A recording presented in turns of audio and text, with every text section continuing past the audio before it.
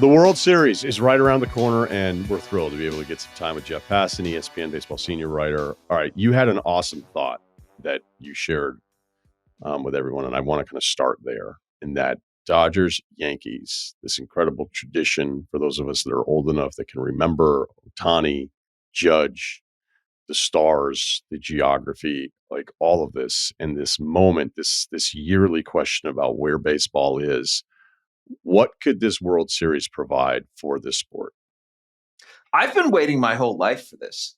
And this coming from somebody, Ryan, who grew up in Cleveland, who lives in Kansas City, who appreciates the plight of small markets, and who understands that baseball is not like basketball or football or hockey, in that there is a gap among all of these teams, and sometimes not just like a regular gap, sometimes a 2 or 3 standard deviation gap when it comes to payroll. And so I think I'm supposed to be the person who looks at this World Series and says, fuck that.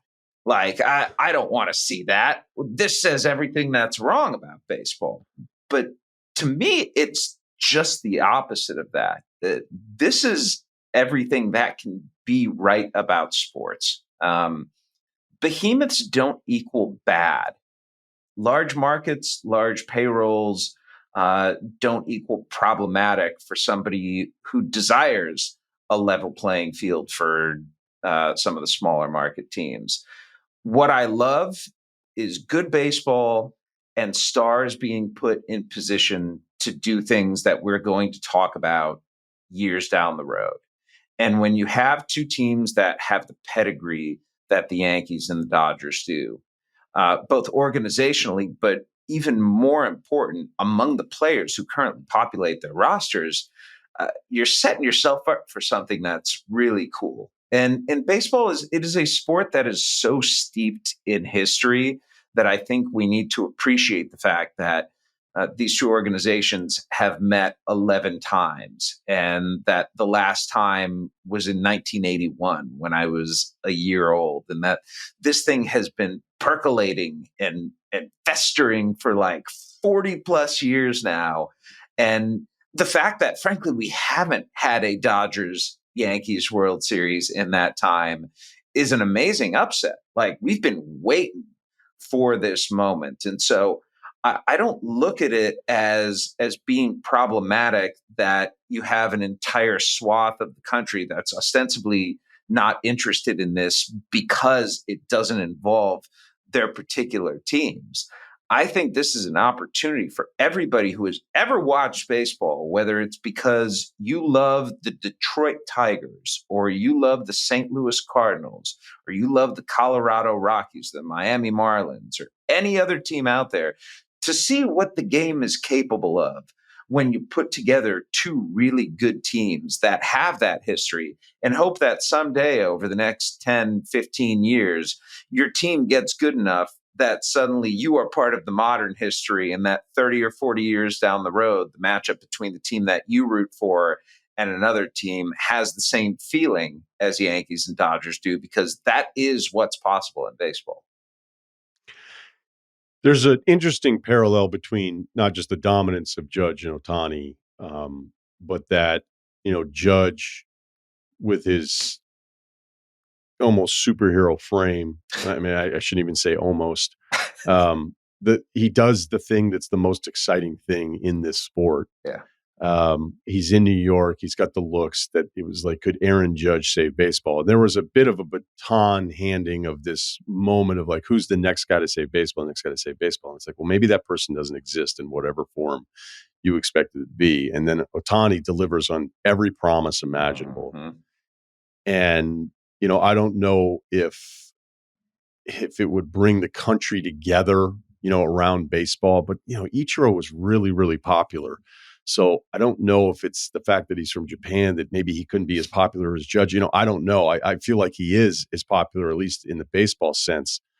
But Ohtani was essentially supposed to be the next person. So it's not a question about like necessarily saving baseball, but more a question of how have you seen these two guys who've really delivered on every promise you have not necessarily facing off against each other, but being like the front line of this competition. It's super weird because I think baseball is the only game where you have actual real one-on-one matchups going on all the time. And yet during this World Series, the closest we're going to see Aaron Judge come to Shohei Ohtani is if Ohtani hits a fly ball to center field. Like otherwise, there's not going to be any kind of matchup between the two. So you're not going to get the satisfaction of, Ohtani on the mound throwing pitches to Judge. And yet there's something really palpable there for me. And I think you're right about Ohtani. I think Ohtani is that guy.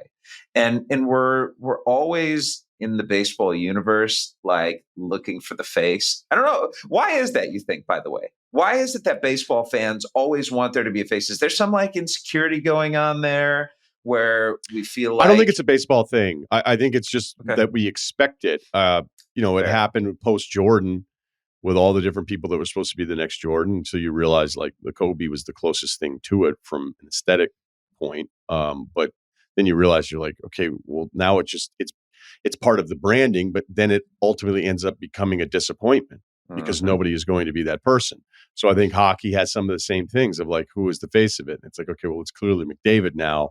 And if McDavid were an NBA player, then he probably would have heard about how overrated he was all summer long. I think we're a little harsher with the NBA guys.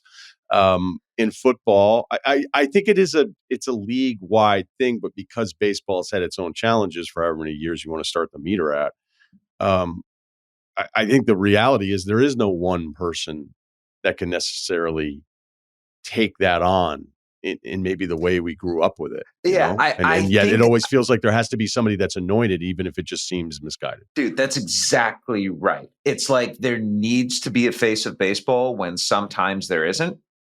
I feel like Ohtani is. To me, like the feeling I get watching Ohtani, it's the first time since junior that I've actually felt that way. We have wanted to anoint Mike Trout. We have wanted to anoint Bryce Harper. Honestly, I feel this way even with Judge, who I think is, has everything there for him, right? He's got New York. He's got not just uncommon size, but never before seen size. Before Aaron Judge came along, there was never a player in Major League Baseball history who was at least 6'7" and weighed at least 280 pounds and hit. Like literally, you go and search on Baseball Reference, and the only other guys who come up are like John Roush. They're just pitchers, CC Sabathia. There's never anyone who's done what Judge has done. So in theory, he should be the guy, but I don't know that ever took.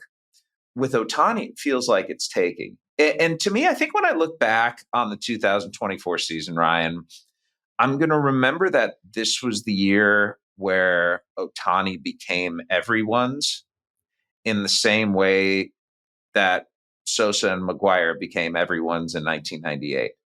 It's like, here's this guy who's doing this thing we didn't think is possible. I never conceived of a 50-50 season. And part of it, I think, is because I'm the person who hates round numbers. I don't hate round numbers. I just think that we worship round numbers to an extent. That's a specific hatred, though. Yeah, it's a weird hatred. But round numbers are why nobody throws 100 pitches anymore.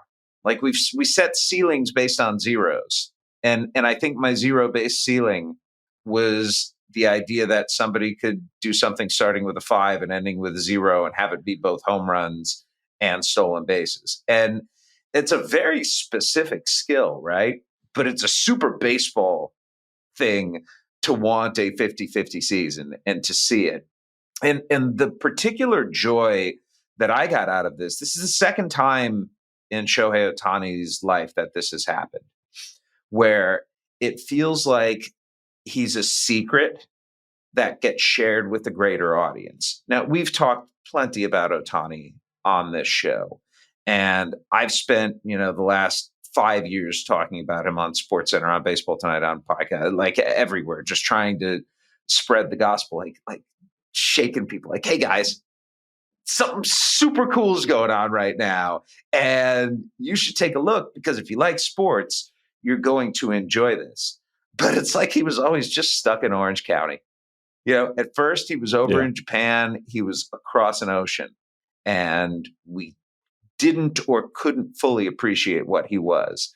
And now it's like, he was sort of tucked down near Disney, hidden away, played games late. There was always an excuse to not look at Ohtani and what he was doing and fully commit. Now that he's a Dodger, there doesn't feel like there's an excuse anymore. It feels like somebody who is really blossoming in the eyes of the world. And to have him do this in a season that started with, after the first game, his best friend betraying him to the tune of $17 million. And all the questions that we had, is Shohei involved? Was he the one who was gambling? What's real? What's not? To go from that point all the way to now, where he's about to play in his first World Series, it's just a really cool, fascinating story. And I think speaks to the man's ability to compartmentalize unlike any baseball player I think I've ever seen. He is a fucking machine when it comes to that. And it's not just single-mindedness. It's not just obsessiveness. I think that this is just like, it's his DNA. He was meant to do something, and he embraces that and does it extraordinarily well beyond the stretches of what our imagination can conceive. Yeah, and I think for the casual people trying to you just hope that he has those moments. I mean, it was funny. I was reading some kind of preview, and it was almost like they were down on him for what his production was or wasn't during the postseason. And you're like, I don't know, dude, 11 games in, like, look, between Betts and then the Tommy Edman story, which is its own insane story here, being put into duty here. Ohtani's been really good. On the other side of that, like, you look at the Judge stats. I mean, Stanton's been carrying it, the offense, which is kind of funny that, Giancarlo's become this kind of forgotten man in the shadow of Judge. And without him, I don't even know if they're in the World Series. They're not. Anything in particular, because I feel like too often we already know what the right answer is. It's constant. I want to talk about some of these bullpen guys, just the randomness of this sport. And that's kind of your answer all the time, but it's not a great conversation. Is there anything specific with Judge that you think is happening that's leading to a continued postseason struggle here? His swing's off a little bit. Like, that's reality. His swing's a tick off right now. And the man swings as much as anyone out there, but when you are 6'7", Ryan, you got some pretty hefty levers. And in baseball, when your swing is off just a tiny bit, you're not going to be the king that he is. You're not going to be the guy who every game he walks out there, it feels like he's going to hit 2 home runs. And you add that to the fact that he is facing, in theory, in the postseason, better pitching. But there was like one thing that is so hard for me to quantify, but I think it goes to mindset, because Judge and Ohtani are really similar in a lot of ways. I mean, if we look at the paths that they've walked, like, Judge got to the big leagues in 2016, stunk, came back in 2017, hit 52 home runs, and looked like the person who we see now. Like this guy who was going to be the heir to Derek Jeter, and holy shit, he actually is. Ohtani arrived with this mound of hype. And do you remember the story I wrote in Ohtani's first spring training about his hitting? I do. Yeah. Yeah. Good. That was what Freezing Cold Takes was created for. And still, like, to this day, I think I gave you a hard time about it even. I don't know if I did or not, but it was just, there was such a rush to hope that it wasn't going to work. I know. People inside of baseball. And I remember reading it and going, well, I don't know. I'm not down at spring training watching him, but it was it was so much certainty from different voices in baseball being like, oh, there's actually like a hole on the inner, I'm kind of, it's like, so this guy that was supposed to be Babe Ruth after a few hacks down in warmer temperatures, like it's just over. It's just over, not right? just that, dude. Like spring training hacks. It's I want like Allen Iverson to come in and just go spring training. Are you serious, Passan? Because and I listen. We make mistakes in our jobs and we learn lessons. And one lesson I learned that spring was like, chill, yo. All I had to do was Pedro was my guy for spring training. Yeah. Because he would just go, hey, I'm going to work on sliders today. And he would give up a ton of runs. And then everybody would be upset and be like, is he hurt? Is he not going to be good this year? And you just didn't realize, like, some guys don't even, the red light needs to be on for real. But you know what? You know why I wrote that story, though? And for those who haven't seen it, in the story, don't read it. Yeah. No, please do. Like, because it's funny to see, you know, I'd like to think I think at that point I was, like 15 or so years into covering baseball. And I mean, I had scouts calling me up being like, hey, Ohtani, like it ain't happening, dude. He should just pitch. And I think part of that, and this speaks to the power of Ohtani. I think part of that is not necessarily that they wanted to see him fail, because I think they understood that if he didn't, it changes the game. But I also think that for decades and decades and decades, evaluators had preached the idea that there's no way anyone can do it, not in the modern game. That's exactly what it was. Yeah. It's exactly what it was. And look, I can't say it's the same thing, but when you have people that have done something their entire life when it comes to evaluating, and for me and basketball players, when you have enough people kind of telling you the same thing, it's hard as like a non-evaluator going, hey, sorry, all of you guys are wrong. But that wasn't even about Ohtani. It was strictly to your point, as I jumped in there, is that nobody wanted to believe that they had been wrong for decades about what somebody could or couldn't do. And that always makes me wonder, like, what's the next thing? Like baseball forever, like, I don't know when it started, maybe early 2000s, but it just felt like maybe it was Evan Longoria for the first time. And granted, they'd call him up a little, maybe he called him a little bit later. I remember Chris Bryant was another one of those later call-ups because of contractual stuff. But it was just like, what do we do? Why are we seasoning these guys? Why are we having them in single, then double, then triple, and then kind of like reassessing after 3 years in our system? It's like, we think these guys are that talented. And then everybody just came up. And that's kind of the norm now. And that's the way that it should be done, and arguably should have always been done. So I think Ohtani was like one of those last pieces of resistance of, well, it doesn't, like, if this works, it'll mean that I've been wrong about this my entire professional career. And that was definitely baked in to all the opinions on that spring training piece. I'm super okay being wrong too, because of what has sprouted from this. And I love the fact, Ryen, that we have talked about like the largest man ever to playing simultaneously as the guy who does something that we didn't think could be done. You want to talk about a sport evolving? We can sit here and say that baseball has evolved in the last quarter century as much as we've seen in any quarter century, I think, since like the dead ball era. And it's the way that the game is played. Starting pitching, the de-emphasis on that. It's the size and skill of the men who are playing now, and it's what they are. It's just what they're all capable of doing. Like it's uncommon, I think, to see that sort of growth in a sport, and it more than anything. And I don't know if I'm like an evangelist for baseball, but what I do think is that the game gets a bad rap now. And I think there's a lot more to it than people want to realize or people give it credit for, maybe.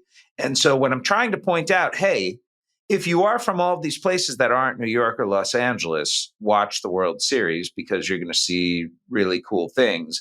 It's because guys like Ohtani and Judge are doing things differently and are capable of different things than whether it's the players on the teams that they watch every day or the players 25, 50, 75, 100 years ago. Like this is where the game has gone. And I think it's also a sneak preview for where the game in many ways is going. Okay, let's talk about these pitchers, because right now we've got Cole Flaherty in game one. Flaherty lit up in his last one. The irony being also the Yankees thought they were in on Flaherty at the trade deadline. Yep. So you feel like Cole has the advantage there. Flaherty was sick for what it's worth. He didn't, on the 7 earned run one or the 5 earned run? On the 7. That's the one that came after the 7 shutout innings. So I'm going to give it like. Okay, all right.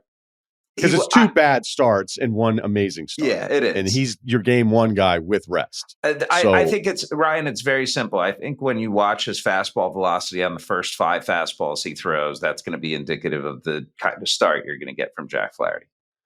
If it's 90 to 92, no good. If it's 92 to 94, he's got a shot. Okay, I'll be looking for it. Game 2, Yamamoto, who's been a mixed bag, and then I think it's still TBD for the Yankees unless you know more as of right now. As of this taping, I didn't have it. Very likely to be Carlos Rodon. Okay, all right. So that means we've got a bullpen game in here easily from the Dodgers side of it, because we've already seen this. Brazier's had 2 starts, and Michael Kopech, who I don't know how many Red Sox fans remember that he was in the Sale trade originally. And I mean, you want to go through he couldn't throw a strike a couple years ago. And now he might be this, I don't want to call him the scariest arm in all of baseball, but like when he comes into a game now for the Dodgers, it's just overpowering stuff. So how do you think, like, what is the strategy there with how they'll do the bullpen start and how you can use Kopech, knowing how valuable he is later against what would be the middle of this lineup for the Yankees, where I'd imagine they just hope he's going to overpower them like we've seen him do so many other times against lineups? Yeah, this is where playoff baseball has gone. It's that you can have a reliever who sits 100 and breaks off nasty sliders along with it, and you could see him in the 4th inning. Like if there's a leverage spot, managers, like they manage playoff games now extremely aggressively. But the conundrum for Dave Roberts is that aggressiveness has like a sell-by date on it, right?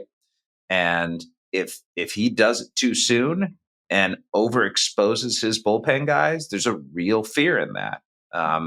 Ben Lindbergh, I don't know if you saw this story on The Ringer last year, but Ben Lindbergh wrote about the idea of a familiarity penalty in the playoffs for relief pitchers. And, it made a very compelling argument that if a team sees relief pitchers multiple times in a series, it is going to get harder and harder for those relief pitchers to go out and actually be effective, to the point where the penalty may be even tougher on relief pitchers than it is on starting pitchers the 3rd time through the batting order. And as we know, like the 3rd time through the order penalty, which is a real thing, has changed starting pitcher usage throughout baseball. Like that is just a fundamental thing that we now know exists. And during the regular season, the relief issue isn't very problematic because you're only playing 3 games at a time, or maybe 4 in a series. So the most you're going to see a guy in a series usually is about 2 times. During a 7-game series, though, especially when you take your best relievers and tend to put them in the same pockets of the lineup and say, okay, big boy, go and get out the guys who can do the most damage. Well, if you're seeing them 3 or 4 times because you have off days built in after game 2 and game 5. So, you can pitch a guy theoretically in 1, 2, 3, 5, 6, 7. Like you're not going to throw anyone all 7 unless it's maybe like a Tim Hill left-handed reliever who's got a rubber arm. But generally speaking, you're not going to see a guy for all the games. But 6 of them, like that's a super reasonable thing for a team to go and do. And Dave Roberts has done a really good job with the Dodgers of not overexposing his relievers in the division series and in the NLCS. But the fact that he can turn to Michael Kopech and Blake Trinan and Daniel Hudson, who has been on a World Series mound and chucked his glove after locking things down and striking out Michael Brantley back in 2019, and Evan Phillips and Anthony Bonda has been really good, and Edgardo Enriquez is. I don't know if he's going to make the roster, but he is like such the epitome of what playoff baseball has turned into. He started the year in low A, threw 104 down there, and now he's pitching in the playoffs, even though he pitched like 5 innings in the big leagues before the end of the season. So Dave Roberts has options. But at the end of the day, Ryan, I think this series, as much as anything, comes down to, can the Dodgers starters last long enough not to overexpose the Dodger relievers? Okay, and Bond has been terrific, and yet, he's been on a million teams. He's got a career 5 ERA. Stung. And I mean, you go back and look at Kopech's numbers 2 years ago, because I was looking at it again this morning, and we haven't even talked about the Yankees bullpen, because like part of the joke here is like, hey, were the White Sox actually good? Because you've got all these arms. Nope. Where Luke Weaver, who has been on 9 teams since 2022, Cousins was with the White Sox. Hill was with the White Sox. I think the Luke Weaver topic is where we start this with, because, again, a lot of my baseball knowledge comes from those years being around it every single day in Boston. In the beginning, like Theo got the job with the team, like right as I moved back. That's why I've just always have had all this admiration for him, because he was also just really fucking good at his job. So good. But they would load up on all these relievers, and you'd be like, oh, this guy was pretty good with Arizona or whatever. And he wouldn't even be on the roster in June, and then you just go, well, wait, if this guy's the best GM, and then you start to realize, like, other than the true tier 1 relievers, the randomness of the reliever's career is like the most impossible thing to figure out. So because all the parties involved, like, what did these teams see? What did the Yankees see? Because the intensity of these innings from where these dudes were a few months ago, and the fact that it's working this well, it's just another lesson of like who you break camp with your 25. Like, it doesn't matter, because even if you're one of the best teams, you're probably going to have to find 2 or 3 more arms that work out, and you still have no idea if it's going to work out. So we could all talk about spin rate and what they're looking for and the wrong, but like, it is absurd how often it feels like the Dodgers will hit on some guy that's not the high profile name, that has huge at bats or huge innings off the mound and big playoff spots. And yet the Yankees have kind of rebuilt this thing on the fly, and it's a massive part of their success. I appreciate the way that you use an active verb there, like hit on this guy, because it is the teams a lot of times doing this. It is their analytics people and their pitching people getting together and saying that we know how to create a better pitcher. And I've been working on this story about how hard it is to hit in baseball right now. I'm talking with a bunch of players, and part of it is talking with pitchers, because, like, as a hitter, there are only so many things that you can do to fix your swing quickly, right? It generally doesn't happen. As a pitcher, you can walk into a pitching lab, grab a baseball, and learn a new pitch in 10 minutes. All you need is a high-speed camera, a TrackMan to show you the spin profile, and some comparisons. Like, I want a splitter, like Yoshinobu Yamamoto's. So I'm going to try different grips, and I'm going to mess around with it until the movement profile matches Yamamoto's. And once I have the right grip, the right axis on it, I'm going to just try and get feel for this. And, some guys learn new pitches really, really quickly. Luke Weaver was one of those. To use it in a game, though, like, you know what I mean? Because I just remember all the basketball guys. They will use it in a game that day. Like, they will 100% use it in the game that day. Right. Because I just, knowing how basketball works, anybody that's ever played, like, high school or higher, you'll see guys do stuff in practice that you're like, oh my God. And then it's like, as soon as he's in the game, it's like, I'm not comfortable. Like, I'm not going to ever, like, you haven't done any of the things like that happens in basketball all the time. Mm-hmm. And when I was reading about Weaver and the Garrett Cole connection of like, yeah, maybe just try this grip. And it's like, so now I'm just unhittable. It's crazy. Yeah, it is. And the thing is, like, we have to understand that, like, relief pitching is like relationships. It's like at the beginning, you think you've stumbled on something, and then, oh my God, it can fall apart so fast. Well, And it's Frazier's a perfect example of that, totally, totally. It's right? like he's like a light switch. Some years he's on, and other years it's like this guy pitched in the big leagues. It gives you the greatest appreciation of what Mariano Rivera did. Not just Exactly. not just in the postseason, but the man's consistency in a job where there is no consistency is why I don't like relievers in the Hall of Fame. I know it's a hard old man take. I just feel like the best relievers have like 1/3 of the inning of starters. And to me, that matters. Like the ability to go out there and navigate lineups multiple times, I think is a tremendous skill. But how can you say no to Mo in the Hall of Fame? Like a consistent Right. reliever and one who did what he did in the playoffs. I mean, no brainer there. Yeah, he's the best weapon of his generation too. Hmm. It just was.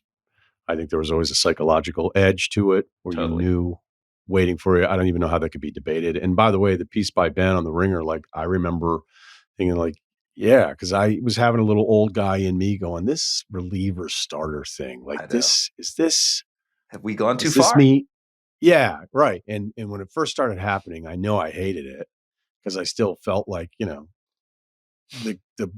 starter that knows how to change. Like the whole point of paying some of these stars as much as they are is like, what is my 1-2 going to look like in a short series? Yep. And those were the guys that you banked on all the time. And I do think that I don't even think there's any argument on the other side. Like I would be cautious of using, like, say, Kopech early to add to the familiarity in a lesser leveraged inning against the Yankees. Like I just would go, I'd rather them see him 5 times instead of 6. So if I'm lining him up I don't know. There's still some resistance to it, but there's plenty of supposed aces that every single postseason, your second inning, you're like 4 earned. Like what happened? And It's that's just what it is. Yeah, So and when you look at the rotations of these two teams, right? I know Yamamoto got paid $325 million. I don't think he got paid $325 million to go 4 innings at a time. yeah, is that what he's averaging, like 4 2/3 right Yeah, now? hasn't. Well, I mean, throughout the No, playoffs, the I think. starters, excuse Yeah, me, the I was going to Dodgers say. starters are averaging 4 2/3. I Yeah. think it's actually less. I think the average in the entire sport is like 4 1/4 innings this postseason. Like, and part of that is because Detroit did bullpen games, and Stephen Vogt in Cleveland was putting Cade Smith. It's interesting. Cade Smith is like a fireman.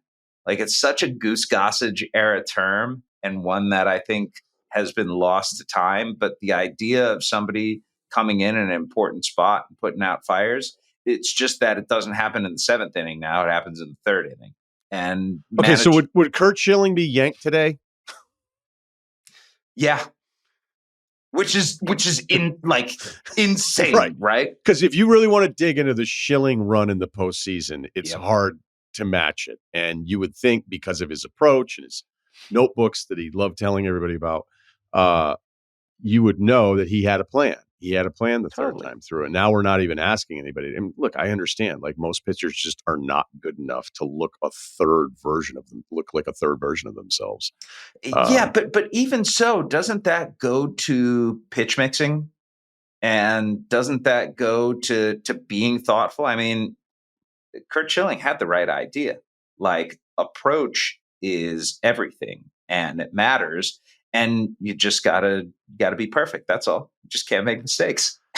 because I don't want to, yeah. like I've, especially I've, especially on that third look, like big league hitters will capitalize on mistakes, and so there's that line between being a little bit too fine, and just being careful and executing your stuff. And Garrett Cole got paid $324 million in order to be the guy who goes to the lineup a third time, and maybe a fourth too.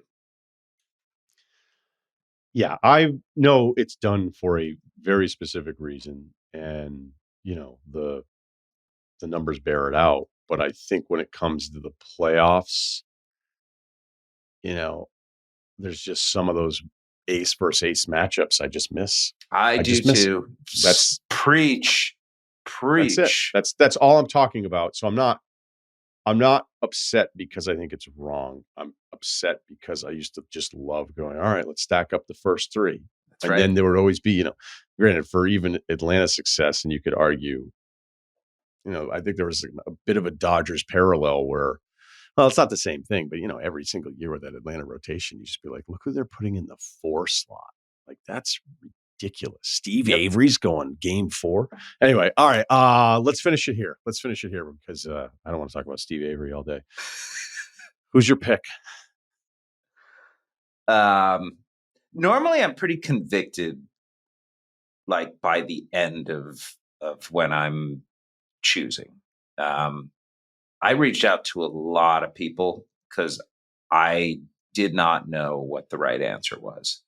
Um, I think these teams are super even, and they share so many qualities. Like you get to this point, Ryan, in the postseason when you don't chase and don't swing and miss, and the Yankees and Dodgers have the lowest chase rates on pitches out of the zone. Like they're really disciplined hitters up and down both lineups.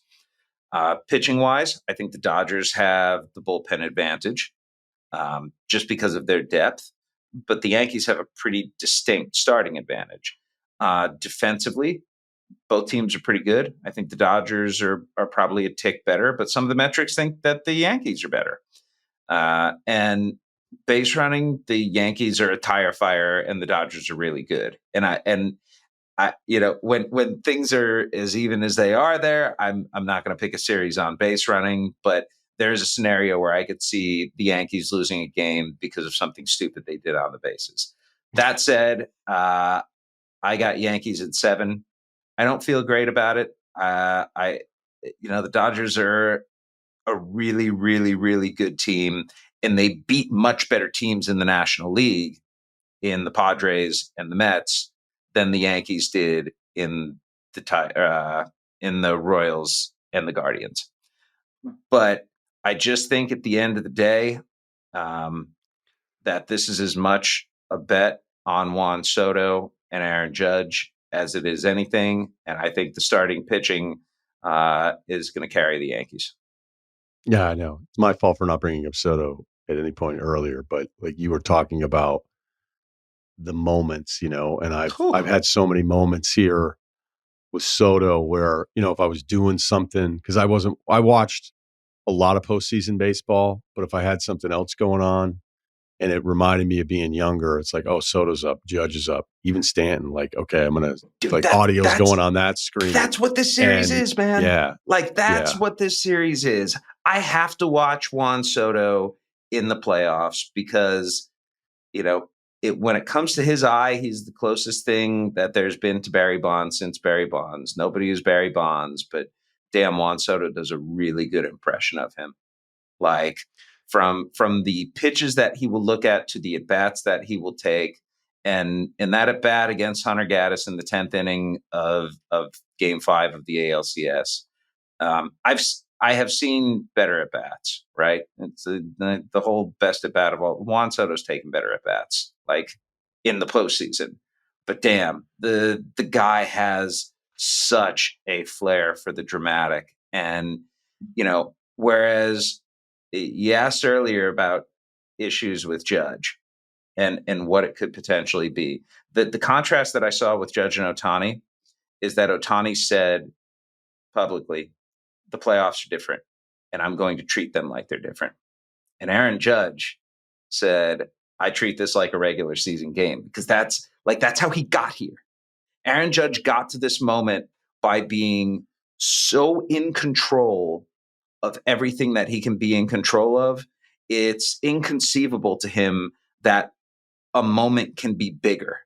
And I think if there's anything outside of the swing that's potentially holding him back, it's that his approach that has led to all of those regular season successes may not be exactly applicable in the playoffs. Juan Soto, man, that guy, like, he craves the spotlight. the moment. He wants the bat in his hand when something needs to be done. And it's why he's going to make a whole lot of money this winter. Yeah, and that's Soto at bat. It's worth, and we'll finish here, and I don't know who, maybe it was somebody after the broadcast. I don't remember if it was during the broadcast. That if you, it was 1-0. He's 1-1 looking. He fouls off the third pitch, and then he starts shaking his head, but he's saying like, "I got it. I'm on it. I'm on it." He goes on to foul 4 straight pitches, and then the 7th pitch hits that home run, and you could tell. And I don't know that I would have picked it up because I'm not as into it as I used to be. But the reminder of like, once you saw the lip reading part of it go on, Yep. we're like, okay, like a guy was at bat and here's Gaddis has been terrific. And he's just like, nope, like I'm good. Now if there's nothing you're going to beat me with. And if you even come close, like I'm turning on it. Dude, And it was just an awesome moment. I have studied a lot of Juan Soto at bats. I wrote a big feature on him a couple of years back. I didn't need to see the lip reading. It's just the body language with him. Like when he's nodding his head and he's shuffling and he's feeling himself a little bit. I was, I thought Jeff Francoeur, I dug the TBS crew, by the way. Brian Anderson's awesome. And him and Frenchie and Ron Darling together. Did you hear Francoeur early in that at bat? It's like, are you guys thinking what I'm thinking? And he was saying like, it's daring to even share it. Yeah, right. I know. And it was pretty prescient because when Juan Soto gets comfortable in the batter's box, he is capable of doing incredible things. And all he was doing was waiting for the fastball because he knew that Gaddis wasn't sneaking anything else by him. Once he started fouling those balls off, Ryan, then he knew he had him because at some point he was going to go fastball. And if it was anywhere close to the plate, like a daddy hack was incoming and it deposited the ball 400 plus feet over the center field wall. And there you go. I can't wait. I'll pick Dodgers just because most of it's gone, but not all of it's gone. So, you enjoy those 3 inning starts, buddy. All right. Jeff Passan, you can read him on ESPN. He's got a great piece that he shared with us before we even started taping on everything that you need to know, and specifically the Judge Ohtani storyline as well. So check that out on ESPN.com. Enjoy the World Series, man. Thanks, Ryan. Appreciate you having me.